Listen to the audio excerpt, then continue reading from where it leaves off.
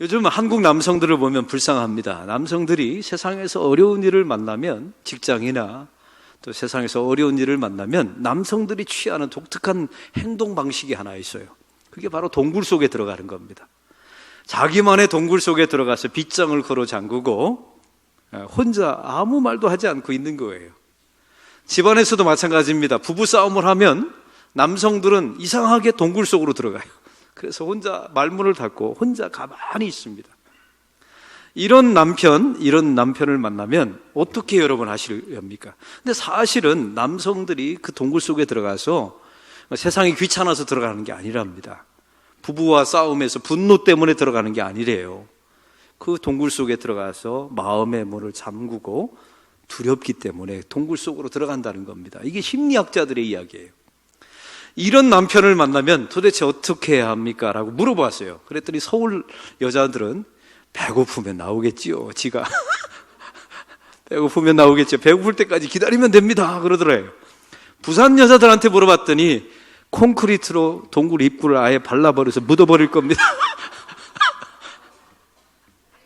부산 여자들이 이렇게 대답을 했다는 거예요. 이것도 실제 인터뷰한 내용입니다. 좀 부산 남자들 불쌍히 여겨주시기 바랍니다. 이 동굴 속에 들어가면 무서워서 두려워서 그런데요. 그러면 위로가 필요하고 또 하나님의 사랑이 필요하겠죠. 오늘 말씀을 통해서 그런 말씀을 좀 나누기를 원합니다. 고난 속에 있을 때, 어려움에 있을 때 동굴 속에 들어간 사람들을 제가 여러분에게 소개합니다. 예수님께서 부활하신 날 저녁에 제자들을 찾아오셨죠. 이미 마리아와 여러 여인을 통해서 예수님께서 부활하셨다는 소식이 다른 제자들에게 전달되었어요. 베드로와 요한은 무덤까지 가서 예수님의 무덤이 비어있다는 사실도 확인했습니다. 엠마오로 가는 두 제자, 제가 지난주 말씀을 드렸죠. 예수님이 가까이 있는데 알아보질 못해요. 근데 알아보는 순간에 그들은 너무나 놀라고 예수님과 말씀을 나누고 그들은 예루살렘으로 속히 올라와서 예수님과 함께 나눴던 이야기들을 다른 제자들에게 이미 다 이야기했습니다. 이미 제자들은 확증을 통해서, 이 증인들을 통해서 예수님께서 부활했다는 사실을 이미 다 들은 상태예요. 그런데 제자들이 어떤 반응을 보이는 줄 아십니까? 오늘 19절의 말씀은 이렇게 말합니다. 다 같이 19절을 읽겠습니다. 이날 곧 안식 후 첫날 저녁 때 제자들이 유대인들을 두려워하여 모인 곳에 문들을 닫았더니 예수께서 오사 가운데 서서 이르시되 너희에게 평강이 있을지어다. 아멘. 여전히 두려워하고 있습니다. 문을 닫고 있죠. 아니 빗장을 걸어 잠그고 있습니다. 예수님의 부활의 소식이 제자들의 두려움을 없애지는 못했나 봅니다. 이유가 무엇이라고요? 지난주 성령이 아직 임하지 않았다고 말씀을 드렸죠. 성령이 임하지 않았을 때 예수님의 부활의 사건은 그저 과거의 사건이 된 거예요. 성령이 임하지 않았을 때 제자들은 이게 나의 부활로 현재와 나의 실제화 되지 않은 겁니다. 그리고 예수님의 부활의 능력이 나의 능력이 되지 않은 상태예요. 이런 사람들의 상황을 보십시오. 이 제자들은 빗장을 꾹꾹 끌어 잠그고 두려움에 떨고 있어요. 이걸 이렇게 표현해 보겠습니다. 하나님의 은혜를 떠나 죄 안에 갇혀 스스로 빗장을 걸어 잠그고 그 안에서 두려워 떠는 제자들의 모습을 보십시오. 누구와 많이 닮았습니까? 저와 여러분이 예수 믿기 전에 삶과 너무나 비슷하지 않습니까? 저와 여러분이 구원받기 전에 우리의 영적인 상태와 너무나 유사하지 않아요? 하나님의 은혜를 떠나 죄 안에 갇혀버려 그 안에 스스로 빗장을 걸어 잠그고 그리고 그 안에서 두려움에 떠는 우리의 모습 말입니다. 문이 닫혀있는 은신처가 돼버린 거예요. 바로 이런 문을 뚫고 예수님께서 그림자처럼 제자들에게 나타나세요. 그리고 두려워 떨고 있는 제자들에게 말씀하시죠. 너희에게 평강이 있을지어다. 그리고 이 말을 쉬운 한국말로 말하면 이렇습니다. 평강하라. 평강하라. 한번 따라해 봅시다. 평강하라. 우리 예수님께서 너희에게 평강이 있기를 원한다. 이렇게 이런 사정투로 말씀하지 않아요. 너희들에게 평강이 있기를 기도하마. 이렇게 말하지 않습니까? 이렇게 말하지 않아요. 평강하라. 이런 명령투로 예수님께서 아주 단도직입적으로 말씀하십니다. 하나님의 백성의 처소에 예수님께서 뚫고 들어오신 거예요. 우리가 문을 열어준 게 아닙니다. 우리는 그 안에서 빗장을 걸어 잠그고 두려워 떨었을 뿐이에요. 우리 예수님께서 문을 열어달라고 부탁한 적도 없습니다. 내가 안에서 연 것도 아니에요. 어느 날 갑자기 주님께서, 부활하신 주님께서 내 죄 가운데 갇혀버렸어요. 스스로 문장을 잠그고 두려움에 떠는 우리의 인생 속에 주님께서 뚫고 들어오셔서 우리에게 선포하십니다. 너에게 평강이 있을지어다. 평강하라. 사랑하는 성도 여러분, 거부할 수 없습니다. 우리 주님께서 주도하시죠. 우리에게 물은 바도 없어요. 어떤 조건도 말하지 않습니다. 나를 영접하면, 나를 믿으면 평강 줄게라고 말하지 않아요. 뚫고 들어오셔서 평강하라라고 선포하십니다. 여러분, 이것이 우리에게 구원을 보여주는 아주 소중한 그림이에요. 할렐루야. 사람이, 하나님께서 사람을 에덴에 처음 창조하셨습니다. 그때 그 사람에게는 두려움이라는 게 없었어요. 세상 그 무엇도 두려워하지 않았습니다. 그리고 그 무엇도 이 하나님의 사람 아담과 하와를 두렵게 할 수가 없었죠. 여기는 이유가 있습니다. 하나님께서 사람을 창조하셨을 때 하나님에 대하여 절대 의존할 수밖에 없는 상태로 우리를 창조하셨어요. 그래서 절대 의존하는 상태의 사람에게는 두려움이라는 없는 겁니다. 여러분, 절대 의존하는 사람에게 나타나는 특징이 뭔지 아세요? 절대 순종합니다. 이런 사람에게는 두려움이라는 건 없는 거예요. 이게 죄 짓기 전의 상태예요. 아담과 하와는 두려움이 없었다니까요. 갓 태어난 어린아기를 보십시오. 세상에서 가장 연약한 존재입니다. 피덩어리죠. 이 아이를 누가 돌보지 않으면 이 아이는 하루도 못 삽니다. 근데 이 아이의 특징이 한 가지 있어요. 세상에서 가장 큰 평강을 누리며 삽니다. 이유가 무엇이라고 생각하세요? 자기 엄마에 대한 절대 의존성 때문에 그래요. 이 아이는 절대 순종합니다. 엄마가 주면 먹어요. 엄마가 사라지면 웁니다. 엄마가 나타나면 웃어요. 절대 의존성이죠. 이게 죄 없는 상태였단 말이에요. 우리는 본래 그렇게 창조되었어요. 하나님을 나의 안전으로 삼고 하나님이 나의 힘이시며 그 하나님께 나의 모든 존재를 맡기고 살아갈 수밖에 없도록 하나님께서 우리를 그렇게 지어 놓으셨어요. 그 가운데 두려움이 없는 거예요. 성경에 보면 예수님께서 이런 말씀을 하셨죠. 어린아이와 같지 아니하면 하나님 나라에 천국에 들어갈 수 없다고요. 여러분, 어린아이가 착합니까? 어린아이는 착하지 않아요. 여러분, 어린아이는 도덕적입니까? 어린아이들은 도덕적이지 않습니다. 그러면 도대체 어린아이와 같지 아니하면 이 말은 어떤 의미일까요? 이 어린아이의 절대 의존성이에요. 이거 한 가지밖에 없습니다. 그 절대 의존하는 존재는 절대 순종하거든요. 그런 사람에게는 두려움이 없는 겁니다. 이런 사람들에게 하나님께서 우리를 이렇게 지어 놓으셨어요. 얼마나 귀한 존재입니까? 근데 이런 존재들에게 죄가 들어왔습니다. 여러분, 죄란 무엇입니까? 제가 말씀드리죠. 하마르티아, 관역에서 벗어났다라는 의미였죠. 어떻게 관역에서 벗어났을까요?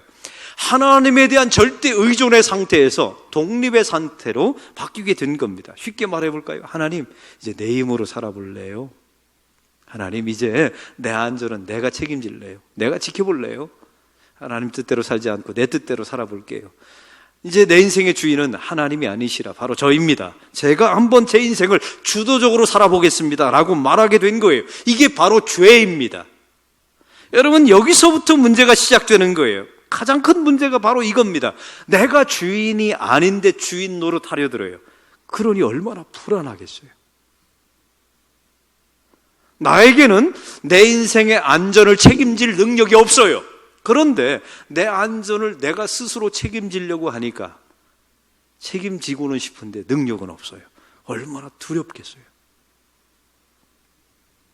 이게 바로 사람의 두려움의 원인은 바로 죄로부터 왔다는 사실이에요. 그 죄로 인한 사망으로부터 바로 거기서부터 두려움이 근본되었다는 사실을 잊지 마셔야 합니다. 그래서 하나님의 사람들은 두려움의 문제를 해결하려면 이 죄의 문제를 해결해야 돼요. 아니, 그 죄로 인하여 찾아온 이 사망의 문제를 해결해야 이 두려움을 전공법을 통해서 이겨낼 수가 있습니다. 할렐루야. 두려움의 문제를 세상은 어떻게 해결할까요? 제가 예전에 자기계발서를 엄청 쌓아놓고 읽어본 적이 있어요. 근데 가장 많은 주제 가운데 하나가 돈 버는 법하고요, 또 하나는 두려움을 이기는 법이에요. 그거 알고 계세요? 자기계발서의 가장 많은 주제, 돈 버는 법과 하나는 두려움을 이기는 거예요. 도대체 두려움을 세상 사람들은 어떻게 이길까요? 행동학자들은 이렇게 말합니다. 그냥 두려워하지 마세요, 행동하세요 라고 말해요. 항상 두려워서 종이를 습관적으로 찢는 사람이 있다고 합시다. 쭉쭉 찢어요. 이 사람은 어떻게 고쳤다고요? 행동학자가 한마디 했을 때 고쳤답니다. 종이 찢지 마세요. 여러분, 정말 그런 게 먹힌다니까요. 사람이 참 어이없는 존재예요. 뭐 달래도 안 되고 뭐 심리치료도 안 되는데 종이 찢지 마세요 딱 하는 순간에 안 찢더라 합니다. 여러분, 이게 정말 근본적인 치료가 될까요? 어떤 사람은 말합니다. 두려움은 자극이라고요. 즐겨라, 서스펜스, 스릴, 어차피 찾아오는 두려움의 감정을 극복하라, 즐겨라 라고 말해요. 여러분, 정말 그러면 됩니까? 심리학자가 이런 말을 합니다. 두려움은 실체가 없다. 일어나지도 않은 일을 미리 당겨서 걱정할 두려워할 필요가 없다. 이렇게 말하는 심리학자도 있어요. 영성학자들 보세요. 두려움의 환경에 자기 자신을 방치하지 말라. 두려움 대신에 다른 것으로 채워라. 그래서 두려움을 밀려나가게 만들라. 이렇게 말하는 영성학자도 있어요. 근데 가장 중요한 것은 다 변죽을 울리는 이야기예요. 왜냐하면 이 두려움의 실체를 모르기 때문에 그렇습니다. 이 두려움의 근본은 죄로부터 온 거예요. 하나님을 절대 의존하고 절대 순종할 때 우리는 두려움 없이 살아갈 수 있는 존재인데 어느 날 독립선언을 한 거죠. 죄 가운데 처하게 된 거예요. 그 죄로 인하여 사망이 찾아왔고요, 바로 그것으로 인해서 하나님의 백성들에게 두려움이 밀고 왔다는 사실입니다. 하나님의 백성들의 실체를 보세요. 하나님의 은혜를 떠나 죄 가운데 갇혀 스스로 빗장을 지르고 그 안에서 두려움에 떠는 이런 사람들을 보십시오. 이런 사람들에게 주님께서 어떤 방식으로 그들을 구원해내십니까? 주님께서 그 잠겨진 문을 뚫고 들어가셔서 우리 주님께서 그들에게 선포하십니다. 너에게 평강이 있을지어다. 평강하라. 여러분, 우리에게 어떤 조건도 제시하지 않았어요. 하나님의 만세전부터 예정하고 선택된 백성에게 주님께서 침투하셔서, 아니 뚫고 들어가셔서 이런 평강을 구원의 선물로 허락해 주시는 줄로 믿습니다. 근데 우리 제자들에게 예수님께서 아주 독특한 행동을 하나 하세요. 20절의 말씀을 다 같이 읽겠습니다. 이 말씀을 하시고 손과 옆구리를 보이시니 제자들이 주를 보고 기뻐하더라. 아멘. 우리 예수님께서 갑자기 나타나셔서, 이게 첫 번째 나타나시는 겁니다. 나타나셔서 손과 못이 찔리신 손을 보여주십니다. 창이 찔리신 옆구리를 보여주시는 거예요. 왜 보여주셨을까요? 야, 나 귀신 아니다, 나 실체 사람이다, 이걸 말하고 싶은 겁니까? 여러분, 그렇지 않습니다. 제자들은 지금 두려워 떨고 있습니다. 그 두려움의 뿌리가 무엇이라고? 죄라고 말씀드렸어요. 죄로 인해서 찾아온 사망 때문에요. 우리 예수님께서 우리에게 손에 찔리신 손과 옆구리를 보여주시는 겁니다. 내가 부활했음을, 아니 십자가에서 내가 그 죽음을 이겼음을 우리 예수님께서 직접 보여주시는 거예요. 사람은 가난해서 두려운 게 아닙니다. 여러분, 그러면 부자는 두려움이 없어야 되잖아요. 근데 제가 만났던 수많은 부자들은 두려움이 더 많아요. 제가 부잣집에 갔더니 담들이 얼마나 높은지 거기다가 쇠 창살을 꽂아놓고, 그것도 안 돼가지고 캡스를 달아놓고 CCP 담아놓고 온갖 짓을 다 합니다. 왜? 두려운 거예요. 이거 빼앗길까봐. 금고를 저한테 자랑을 하는데요, 이런 자랑을 하더라고요. 총 맞아도 이게 안 뚫립니다. 우리나라에 총이 어디 있습니까? 쓸데없는 짓을 하고 있더라고요. 수심 30m 들어가도 물이 안 셉니다. 금고를 30m 물속에 담글 일이 어디 있어요? 어이없지 않으세요? 그 다음에 말하더라고요. 목사님, 이게 온 집이 홀랑 타도 이 안에 있는 돈은 안 탑니다. 여러분의 집에 불난 적 있는 분 손 들어보세요. 별로 없어요. 여러분, 일어나지도 않은 일을 가지고 이게 전전긍긍하며 살아가고 있어요. 여러분, 부자이면 두려움이 없어야 되잖아요. 아니에요. 그런 문제가 아니란 말이에요. 여러분, 질병이 있으면 두려워합니까? 그 질병의 문제가 아니었던 거예요. 건강한 사람이 두려움이 얼마나 많은데요. 한 사람이 자기가 너무 속이 아파가지고 병원에 진단을 갔어요. 근데 이 의사가 자꾸만 미심적인 얼굴로 자기를 자꾸만 쳐다보더라 합니다. 아, 내가 중병인가 보다.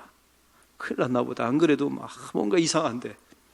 그래서 차트를 봤더니 끝에 암이라고 써 있는 거예요. 야, 드디어 내가 암에 걸렸나 보다 하고 이제 의사 선생님을 단독 면담을 하기로 했어요. 의사 선생님, 사실대로 말해주세요. 내가 요즘 증세가 너무 안 좋았는데 이게 도대체 무슨 암입니까? 아이, 염려하지 마세요. 당신은 큰 병이 아닙니다. 이분이 믿지를 않는 거예요. 왜? 차트에서 암자를 봤거든요. 그래서 따지는 겁니다. 사실대로 얘기해 주세요. 저는 준비되어 있습니다. 사실 준비 하나도 안 되어 있는데. 근데 의사가 차트를 보여주면서 이렇게 말하더라 합니다. 내 이름이 이서남입니다. 이서남. 자기 사인을 한 거예요. 이서남. 자기 이름이, 의사 이름이 이서남이었어요. 이런 일을 우리가 벌이면서 매일매일 살아가고 있단 말이에요. 이게 우리의 현실입니다. 여러분, 이런 곳에서 저와 여러분이 어떻게 탈출하기를 원하십니까? 이 두려움의 뿌리를 건드셔야 돼요. 이건 죄이며 죄로 인한 사망의 문제에서 왔다는 사실을 잊지 마시기 바랍니다. 할렐루야. 그래서 하나님의 백성들은 전공법을 써야 돼요. 우리 인생 속에 은혜를 떠나 죄에 갇혀 스스로 빗장을 걸어 잠그고 그 안에서 두려워 떠는 저와 여러분에게 어느 날 주님께서 뚫고 들어오셔서 손과 옆구리를 보여주면서 내가 죽음을 이겨노라 그러면서 우리에게 말씀하시죠. 너에게 평강이 있을지어다. 평강하라. 그걸 우리가 받으면 돼요. 이건 명령이니까요. 할렐루야. 예수님께서 주시는 평강은 히브리어로 샬롬이라고 말합니다. 하나님이 주도하시고 하나님이 완성하신다는 뜻이에요. 이 샬롬의 동사가 있습니다. 이게 평안이라고 하는 뜻인데 이게 샤람이라고 하는 동사가 있습니다. 이거는 마치다, 완성하다라는 뜻이에요. 성전 짓는 일을 완수하다라고 할 때 그 완수할 때 샤람이라고 하는 동사를 씁니다. 이 샬롬의 동사가 샤람이었던 거예요. 헬라어로 테텔레스테하라고 하는 단어인데 다 이루었다라는 뜻입니다. 이 말의 뜻은 이렇습니다. 평강, 우리 하나님께서 주시는 평강은 하나님이 주도하시고 하나님만 완성할 수 있는 거예요. 사람이 노력해서 이루어질 수 있는 게 아니랍니다. 예수 그리스도의 십자가에서 죽으심으로 그 죽으심을 나의 죽음으로 믿고 그의 부활을 나의 부활로 믿는 자에게만 우리 주님께서 우리에게 너에게 평강이 있을지어다. 평강하라. 이 은총을 주시는 줄로 믿습니다. 예수님께서 그리고 이렇게 말씀하시죠. 21절에 아버지께서 나를 보내신 것 같이 나도 너희를 보내노라. 이 말은 이 의미가 이렇습니다. 우리 예수님도 하나님이 보내셨기 때문에 왔어요. 우리 예수님이 오고 싶어서 온 게 아닙니다. 예수님은 자신의 말을 하는 분이 아니에요. 하나님이 하신 말씀을 하는 겁니다. 이 말의 의미는 나도 전적으로 순종하노니 너희도 그렇게 하라. 제가 말씀드렸잖아요. 다시 죄짓기 전 상태로 돌아가라라는 말씀이에요. 죄인 되기 전의 상태. 또한 22절에 말합니다. 숨을 내쉬며 이르시되 성령을 받으라. 이 말을 쉽게 말해볼까요? 하고 성령을 받으라. 어디서 많이 본 장면이죠.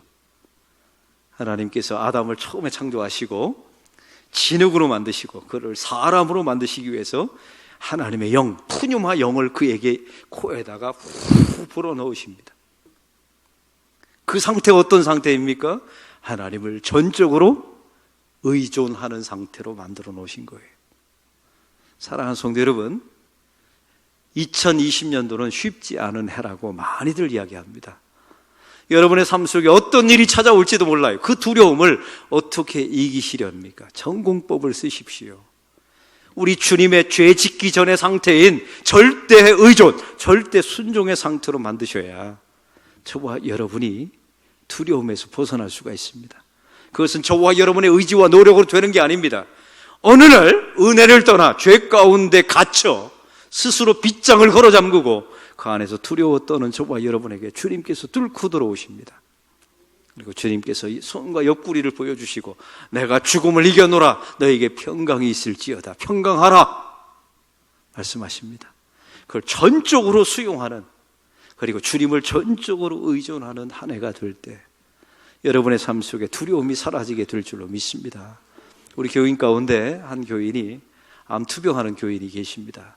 요즘 표적 치료제가 나와서 거의 완쾌가 되셨어요. 기가 막히죠? 근데 이분이 온몸에 전이가 되어가지고 힘든 경우가, 그때 우리 교회에 등록을 하셨어요. 근데 이분이 저에게 기도 부탁을 하는 겁니다. 목사님, 제가 이렇게 몸에 전이가 되어서 힘듭니다. 근데 기도 제목이 있습니다. 무엇입니까? 했더니, 목사님, 제 질병을 고쳐달라고 기도하는 것은 제가 원치 않습니다. 왜냐하면 저는 이미 두려움은 이겨냈습니다. 지금 죽어도 좋다고 저는 두렵지 않습니다. 대단한 교인이에요. 그 대신 기도 부탁이 하나 있습니다. 무엇입니까? 했더니, 목사님, 제 아들과 딸이 믿음이 연약합니다. 남편도 믿음이 연약합니다. 근데 제가 아프기 때문에 그들의 믿음이 흔들릴까봐 심히 염려가 됩니다. 내 아들과 딸과 남편을 위해서 기도해 주십시오. 이런 교인이 있어요. 우리 교인이 참 대단한 교인이죠. 그 교인의 딸이 어제 결혼식을 했어요. 근데 저한테 축사를 해달라고 이제 부탁을 해와서, 주례가 없는 결혼이더라고요. 왜냐하면 딸이 믿음이 없으니까 그런 방식으로 결혼을 하고 싶지 않았나 봐요. 그러니까 믿음이 진짜 흔들리는 게 맞아요. 이 딸은 한 가지 소망이 있습니다. 딸이 너무 예뻐요. 그러니까 엄마 아빠가 이 딸을 통제하면서 키웠던 겁니다. 밤 10시면 꼭 들어와라. 그러니까 딸의 소망이 하나 있어요. 엄마 품을 떠나서 자유롭게 사는 게. 철이 없어, 내가 보니까. 엄마는 아파서 사경을 헤매는데 딸은 엄마 품을 떠나서 자유롭게 되는 게 자기 꿈이래요. 그러면서 결혼식에 막 신나서 너무 신나 있더라고요. 그래서 제가 그 축사에 일침을 놨습니다. 제가 그러려고 그런 거 아니에요. 좀 철 좀 들게 하려고. 여러 가지 축사를 얘기해, 축복된 말을 하다가 이야기를 한 겁니다. 너희 어머니가 우리 교회 등록했을 때 그렇게 사경을 하면서 아팠다. 근데 나한테 기도 부탁을 하는데 너 잘 들어라. 내 질병을 고쳐달라고 기도 부탁을 하지 않더라. 내 딸과 내 아들이, 내 남편이 믿음이 연약해서 그 믿음이 흔들리지 않기를 위해서 기도 부탁하더라. 네 엄마가 바로 그런 엄마다. 네가 지금 결혼하게 되고 여기까지 오게 된 것은 그런 엄마의 기도 덕분에 여기까지 온 것이다. 너 그거 잊지 말아라. 했더니 애가 펑펑 우는 거예요. 그럴 줄 알았어요. 내가 그러라고 한 거예요. 천진난만해서 결혼에 들떠있는 것도 중요하지만 그 어머니의 사랑 기억하는 것도 중요하지 않습니까? 제가 어제 그 이야기를 하면서 떠오른 성경 구절 하나를 소개합니다. 사랑 안에는 두려움이 없나니, 십자가 사랑 안에는 두려움이 없나니 온전한 사랑은 두려움을 내어 쫓느니라. 그 집사님을 보면 이 말씀이 떠올랐습니다. 우리 사랑하는 성도 여러분, 십자가의 온전한 사랑이 여러분의 삶 속에 모든 두려움을 내어 쫓아줄 줄로 믿습니다. 이것이 그 딸에게 엄청난 힘이 될 거예요. 내 어머니가 두려워하지 않고 그 어려운 순간에서도 죽음의 두려움을 이기고 나를 위해서 기도했다는 것, 그걸 어찌 잊을 수 있겠어요? 그게 그 딸에게 또 하나의 능력이 될 줄로 믿습니다. 이런 능력이 여러분의 가정 속에 잘 이어지기를 축원합니다.